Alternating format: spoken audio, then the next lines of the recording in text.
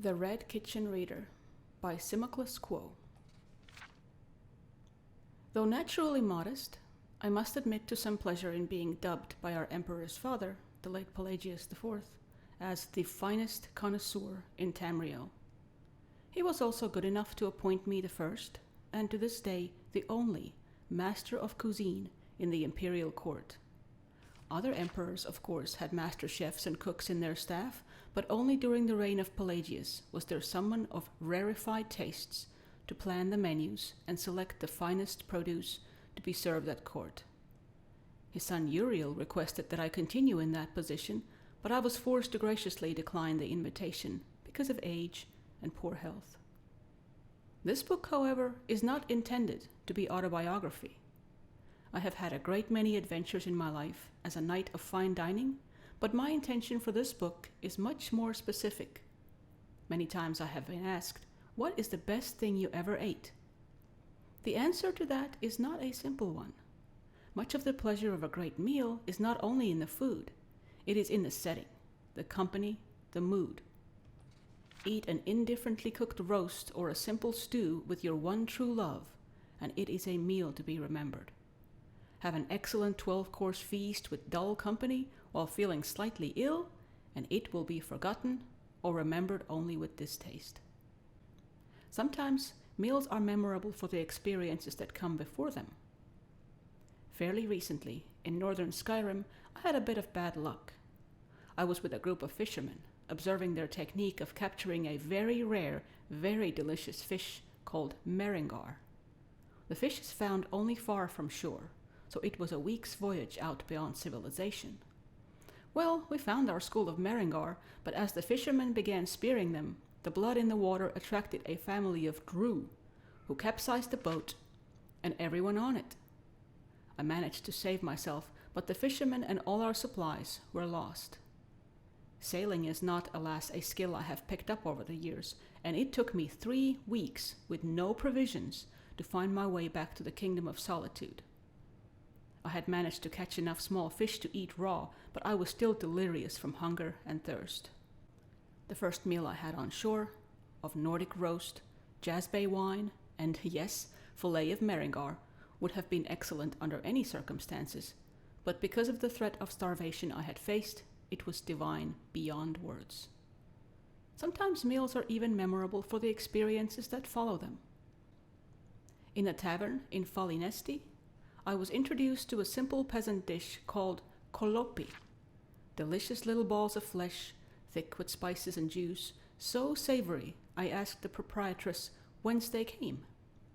Mother Pascost explained that the kolopi were an arboreal rodent that fed exclusively on the most tender branches of the gracht oak, and I was fortunate enough to be in Valenwood at the time of the annual harvest.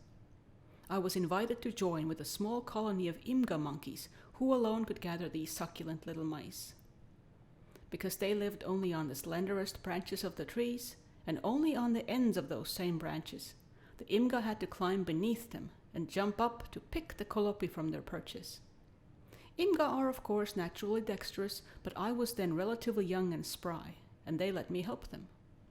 While I could never jump as high as they could, with practice, I found that if I kept my head and upper body rigid and launched off the ground with a scissors-like kick, I could reach the kolopi on the lowest branches of the tree. I believe I gathered 3 kolopi myself, though with considerable effort.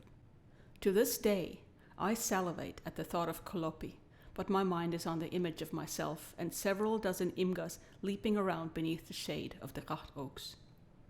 Then, of course, there are the rare meals memorable for what came before, after, and during the meal, which brings me to the finest thing I ever ate, the meal that began my lifelong obsession with excellent cuisine. As a child growing up in Cheydinhall, I did not care for food at all. I recognized the value of nutrition, for I was not a complete dullard, but I cannot say that mealtime brought me any pleasure at all. Partly, of course, this was the fault of my family's cook, who believed that spices were an invention of the Daedra and that good imperials should like their food boiled, textureless, and flavorless. Though I think she was alone in assigning a religious significance to this, My sampling of traditional Cyrillic cuisine suggests that the philosophy is regrettably common in my homeland. Though I did not enjoy food per se, I was not a morose, unadventurous child in other respects. I enjoyed the fights in the arena, of course, and nothing made me happier than wandering the streets of my town with my imagination as my only companion. It was on one such jaunt on a sunny Fredas in mid-year that I made a discovery that changed my heart and my life. There were several old abandoned houses down the street from my own home, and I often played around them, imagining them to be filled with desperate outlaws or haunted by hundreds of evil spirits. I never had the nerve to go inside. In fact, had I not that day seen some other children who had delighted in teasing me in the past, I would never have gone in. But I needed a sanctuary, so I ran into the closest one. The house seemed to be as desolate on the inside as on the outside, further proof that no one lived there and had not for some time. When I heard footsteps, I could only assume that the loathsome little urchins I hoped to avoid had followed me in. I escaped to the basement, and from there past a broken-down wall that led to a well. I could still hear the footsteps above, and I decided that I was still loath to confront my tormentors. Knocking aside the rusty locks on the well, I slipped down below. The well was dry, but I discovered it was far from empty. There was a sort of a sub-basement to the house. 3 large rooms that were clean, furnished, and evidently not abandoned at all. My senses told me someone was living in the house after all. Not only my sense of sight, but my sense of smell. For one of the rooms was a large, red-painted kitchen, and spread out on the coals of the oven was a roast, carved into small morsels. Passing a beautiful and appropriate bas-relief of a mother carving a roast for her grateful children, I beheld the kitchen and the wonders within. Like I said, food had never interested me before, but I was transfixed, and even now as I write this, words fail me in describing the rich aroma that hung in the air. It was like nothing I had ever smelled in my family's kitchen, and I was unable to stop myself from popping one of the steaming chunks of meat into my mouth. The taste was magical, the flesh tender and sweet. Before I knew it, I had eaten everything on the stove, and I learned at that very second the truth, that food can and should be sublime. After gorging myself and having my culinary epiphany, I was conflicted on what to do. Part of me wanted to wait down in that red kitchen until the chef returned, so I could ask him what his secret recipe was for the delicious meat. Part of me recognized that I had stolen into someone's house and eaten their dinner, and it would be wise to leave while I could. That was what I did. Time and again, I've tried to return to that strange, wonderful place, but Cheydinhall has changed over time. Old houses have been reclaimed, and new houses abandoned.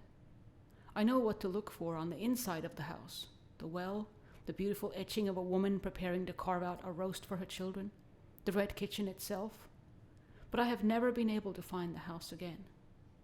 After a while, as I grew older, I stopped trying. It is better as it remains in my memory, the most perfect meal I ever ate. The inspiration for my life that followed, all was cooked up, together with that fabulous meat, right there in the red kitchen.